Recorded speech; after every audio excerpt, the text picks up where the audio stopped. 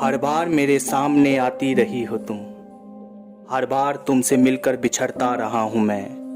तुम कौन हो ये खुद भी नहीं जानती हो तुम, मैं कौन हूँ ये खुद भी नहीं जानता हूँ मैं। तुम मुझको जानकर ही पड़ी हो अजाब में, और इस तरह खुद अपनी सजा बन गया हूँ मैं। तुम जिस जमीन पर हो मैं उसका खुदा नहीं, पत्थर बसर अजियतो आजार ही रहो।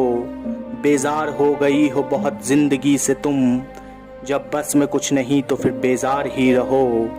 तुमको यहाँ के सायाओं पर तब से क्या गरज, तुम अपने हक के बीच की दीवार ही रहो। मैं इब्तिदाए इश्क में बेमहर ही रहा, तुम इंतहाए इश्क में मेयार ही रहो। तुम खून थूकती हो ये सुनकर खुशी हुई, इस रंग इस अदा में भी पुरकार ही रहो। मैंने कब कहा था मोहब्बत में है नजात, मैंने ये कब कहा था वफादार ही रहो। अपनी मताए नाज लुटाकर मेरे लिए बाजार इल्तिफात में नादार ही रहो। मैं जब तुम्हें नाशात मोहब्बत न दे सका, गम में कभी सुकून रिफाकत न दे सका।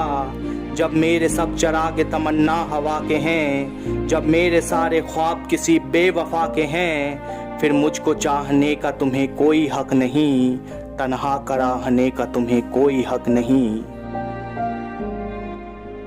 जॉन तुम्हें ये दौर मुबारक, दूर गमे आलाम से हो। एक लड़की के दिल को दुखाकर तुम तो बड़े आराम से हो।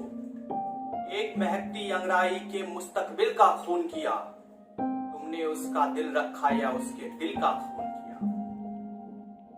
जॉन एलिया की नज्म सजा में उन्होंने जिस खून थूकने वाली लड़की का जिक्र किया है, उससे जुड़ा एक दिलचस्प किस्सा है, और यही किस्सा आज मैं आपको इस वीडियो में सुनाऊंगा।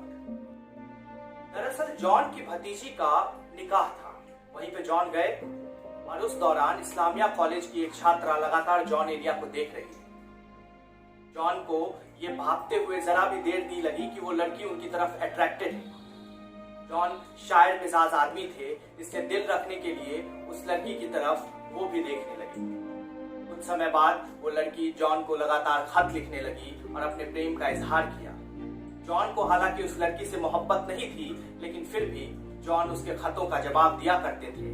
लेकिन एक दिन उस लड़की को पता चल गया कि जॉन एलिया उससे मोहब्बत नहीं करते, वो बस मोहब्बत का दिखावा कर रहे हैं। उस लड़की को इतना सदमा लगा कि वो बीमार रहने लगी, और फिर उसे टीबी की बीमारी हो गई, और एक दिन वो खून थूकते थूकते इस दुनिया से रुखसत हो गई। उस लड़की की मौत के बाद जॉन को इतना सदमा लगा कि उन्होंने खुदा से दो ही ख्वाहिश की, एक कि उन्हें कम उम्र में मौत आ जाए, और दूसरी कि उन्हें टीबी की बीमारी हो जाए। शुक्र है खुदा ने उनकी पहली ख्वाहिश नहीं सुनी, लेकिन दुख की बात है कि जॉन को टीबी की बीमारी हो गई, और वो भी अपने शेर में उसी लड़की को याद करते हुए खून थूकने लगे।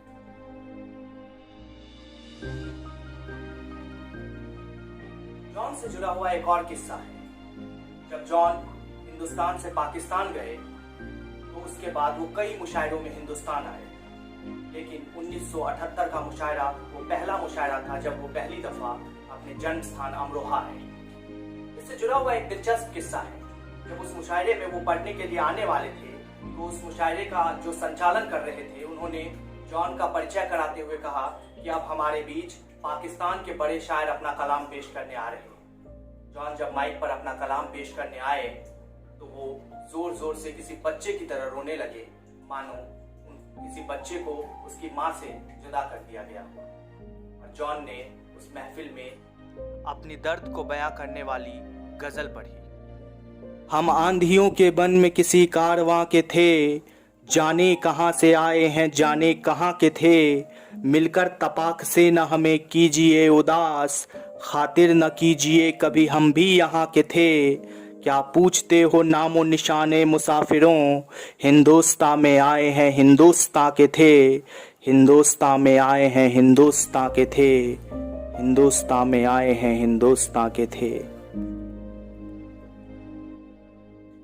दादो तहसीन का शोर है कि हम तो खुद से कलाम कर रहे हैं। हम हैं मशरूफ इंतजाम मगर जाने क्या इंतजाम कर रहे हैं।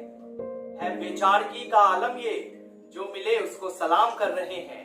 उसके होठों होठों पे रख के अपने होठ हम बातें तमाम कर रहे हैं। जॉन एलिया साहब की ऐसे ही बेहतरीन गजल, नज्म और उनकी जिंदगी से जुड़े हुए दिलचस्प किस्सों के लिए आप जरूर पढ़िए ये किताब, जिसका टाइटल है जॉन एलिया एक अजब गजब शायर। मुंतजिर फिरोजाबादी के द्वारा ये किताब लिखी गई है। और ऐसे ही तमाम किस्सों के लिए हमारे YouTube चैनल को सब्सक्राइब कीजिए। आप मुझे इंस्टाग्राम पर भी फॉलो कर सकते हैं, नीचे मेरी इंस्टाग्राम आईडी दी हुई है। आप हमारे चैनल को देखते रहिए। शायरों के किस्से, किताबों का रिव्यू हम लगातार अब लेकर आते रहेंगे।